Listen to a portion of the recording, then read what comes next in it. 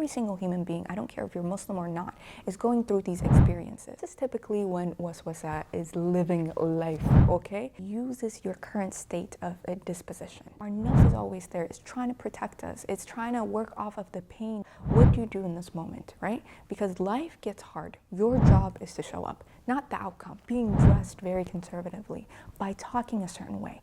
You can do that. It's so easy, but you can't fake the inside. You can see from my voice, I'm a little bit emotional right now. So I was like, let me jump on here and bring back post-Fajr talks, because TikTok is a little bit iffy right now, because a lot of the content that's related to Islam is bland. How dare I say it a little bit better? I can't. It's bland. It makes no sense, especially for the modern mind. I'm in my 30s. I grew up in the US. So this is more about how like the religious part is matched with the self-improvement part, with the spirituality as well, which means rather than just like talking about what you read in the text and what people should do, it's more of the personal experiences and the lessons that are being learned from it so that you can apply it, right? Like I can put this in my journal, I could, okay? But this is more about how this might be able to help you. And that's the beauty of having community that we don't have anymore, because we can't sit down with our friends and talk to them all night long. That's not happening anymore. So this seems to be the closest next that we can do. So I'm currently experiencing the first trimester of the third child, okay? I am a mother, I am married, and what that means is there are hormones within the body. This is something that only impacts women. So I stupidly decided to go online to look at the fiqh of praying 5 times a day. What are the exceptions? What needs to happen? And there's something really interesting that's happening this time around. Like praying 5 times a day for me has become extremely easy. It's something that I do. It's habitual. I trained myself to do it. I made it easy. I designed habit systems in order to make sure that this is my priority rather than survival, right? A lot of people are having challenges with it because they are focused on their relationships. They have too many things going on. They have financial issues. They have mental health issues, physical issues.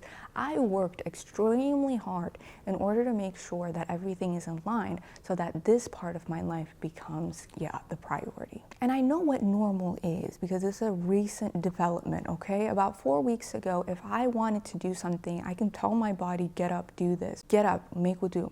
I can't do that anymore. There's literally a chemical within my body, I think it's called a relaxin or something like that, in which the body parts are literally moving up in order to make space for the baby. The placenta is being created. What that means is your body, like I wake up every single morning and it feels like there's some sort of chemical in me, some hormone. I just feel like I'm drugged, I'll be honest with you, okay? So that means it's not just physical, but it's also mental. And this also impacts the brain and how that functions, my ability to have willpower. So last night, this is why I started going into the fiqh. Now, what you see online, and this is really important, is 2 parts. There are 2 types usually of rulings that are very prominent on the online world, which means, you guys, that's not the entire world, but that's what we have since the internet era. So that means mostly it's going to be the Hanafi, which is a madhabi, but it is kind of like the strictest in my opinion. And then you see also the Salafi, which honest to God, I kind of understand y'all now. Shafi'i, Hanbali, all of these people, they existed in olden times. The kind of challenges that they had back in the day is very different. It has completely changed today, you guys, and I love Islamic history because of this.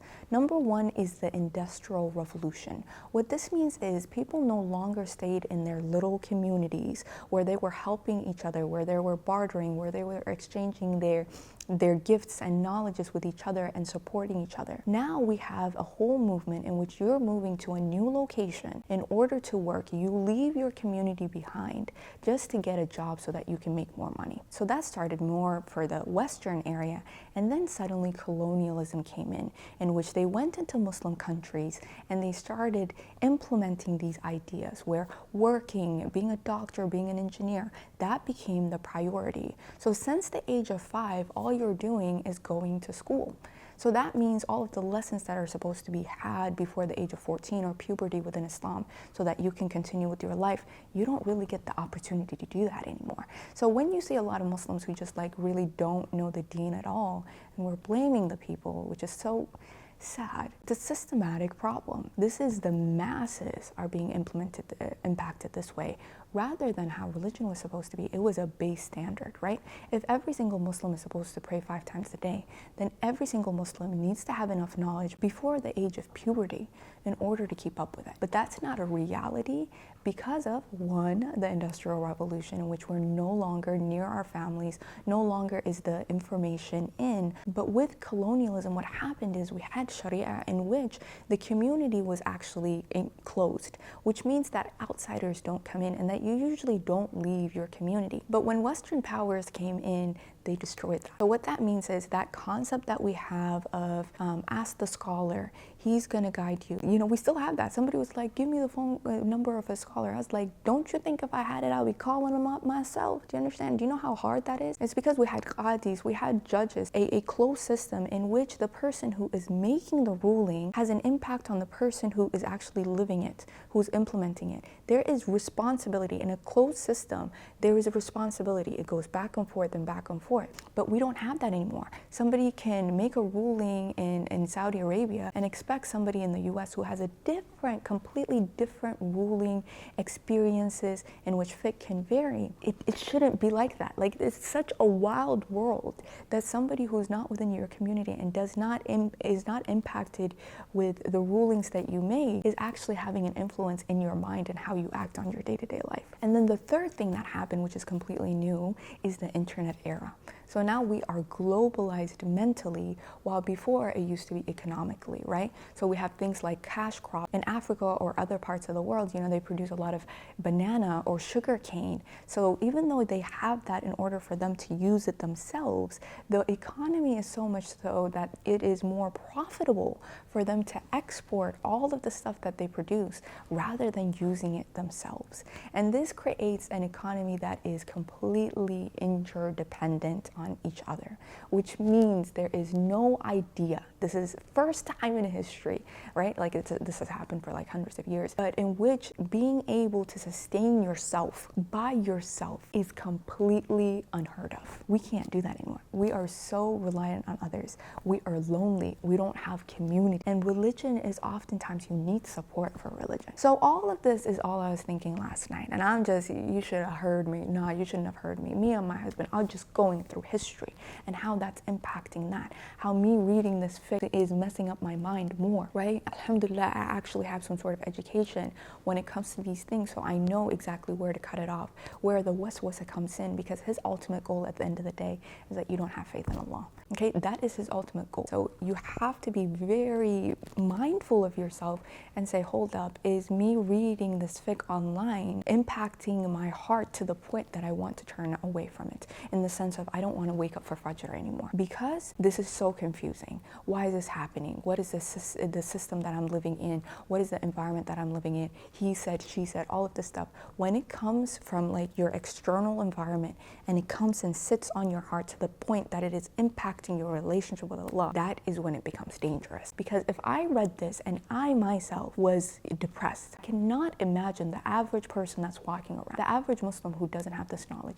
If they read these things that are online, it's the reason that they turned away from the good that is within the deen. And you know, that really, that hurts my soul, because I've seen a lot of people who have literally, they have the formula in order to be better, but because of history, because of all of that, they've turned away and they have ruined their life. I have to be very mindful. I have to zoom out, but let me make this an educational moment because I have the opportunity, I can speak, I have the platform. So the biggest realization is that when laws are being created, it's for the general public. And nobody's going to go online and tell you the exceptions to the rule online. They're just not going to do that. And if they do, you know, be wary, because then the exception to the rule, which means there are several people who can't do certain things, which in my case would have been me, right? As somebody who's a pregnant woman who's going through these physical changes, is not the same as some random person who's reading this who actually has physical ability. So this starts becoming a more of a specific ruling. That is what I'm looking for. That is what certain people who have mental health problems, who are going through a lot of trauma that is unprecedented, those are the type of rulings that they need. But if you go to the internet in order to figure this stuff out, you're going to be very disappointed and discouraged. You know, I wish I could teach myself not to do that, but you know, This is the free world, which means we have a lot of accessibility. So all of this information is readily available to you.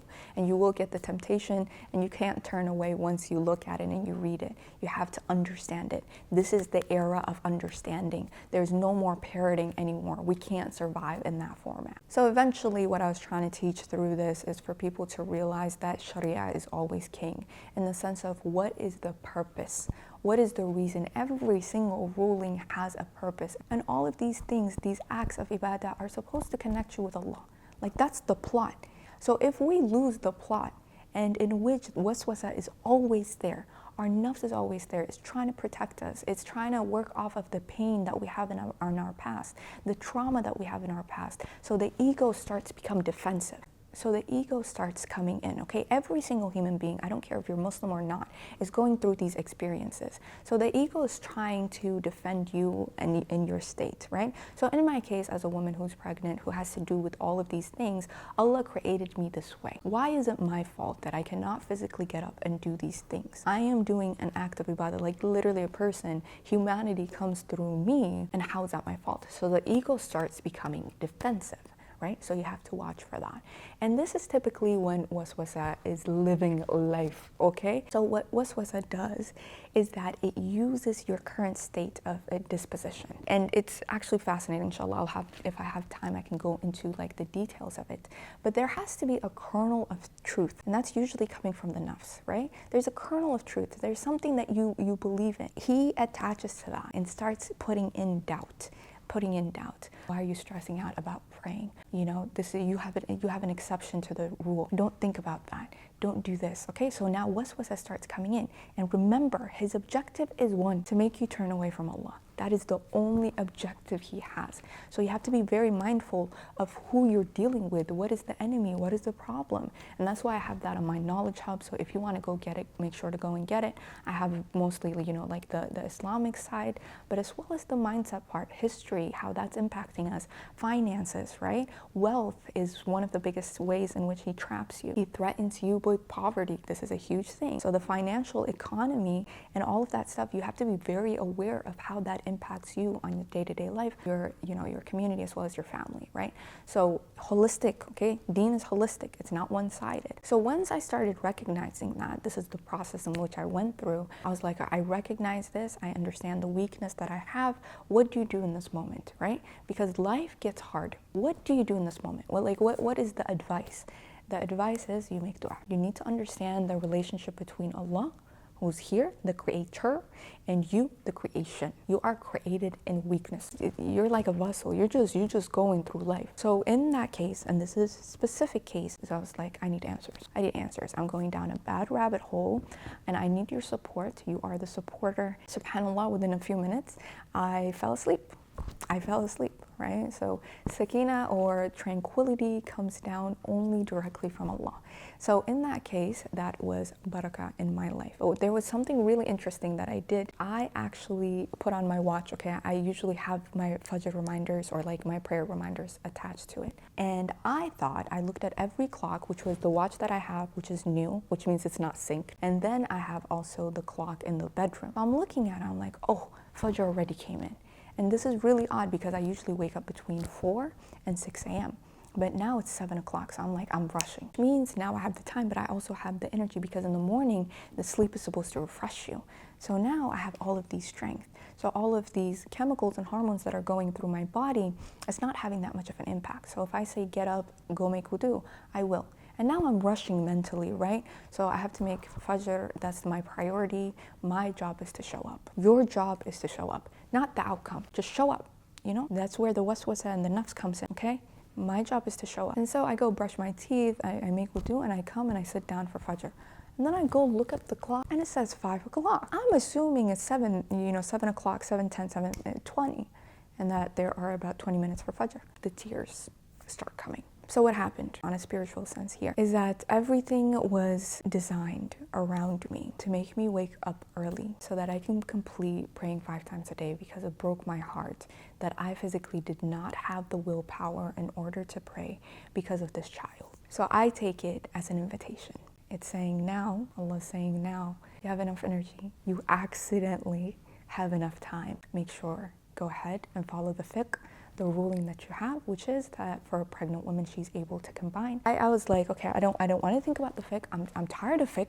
This would allow me to pray my 5 that day. And it's still not technically, according to at least the Shafi madhab, not Fajr yet, then that means it's still the evening. So the dua that I made was instantly answered. You are being guided and protected right now, but you have to be very wary of 3 things: your nafs and how that can mislead you, the waswasa and its ultimate goal of not connecting you with Allah. So last night before I went to sleep, when all of the fiqh was giving me a lot of headache, the right move was for me to stick to the sharia, which is the preservation of my faith. So any sort of like noise that I was getting, you're not strong enough, how's this happening, waswasa saying like, then how could Allah do this to you, you know that this is not a normal state of being. So ultimately I had to silence those sounds and pick the sharia. And then the third and most important thing, there's a lot of just bad teachings out there, and I realize this when I make these videos and they start going viral and people start commenting. Whenever you're supposed to make dua, you have to do it after you pray. When you make dua, you can make it anywhere, especially when you are weak. It is only Allah that guides you. So in this case, me making that dua and saying and acknowledging my state of being without me being, vindictive, right? Like that's usually the mindset that we have. Kind of like, how did this happen to me, right? That's what the nafs is calling me to. That's what waswasa is calling me to. And this happens with everybody. Anybody who believes this is not happening to you is being played so well. And this is really why you have to be really cautious of people who are online. Wallahi, like, I don't trust YouTube imams. I don't trust them. We don't have a relationship, which means what you do is you. I gain knowledge from you. Stop with this influencer era. I gain knowledge from you. When you watch me, gain knowledge from me. I'm an individual who's responsible for my own things. And it is going to be my friends who know every part of my personality who can help and support me and advise me. It's all about when you don't know anybody and you don't have trust with them, you take the knowledge and see if that knowledge impacts you, even if it's just 1%.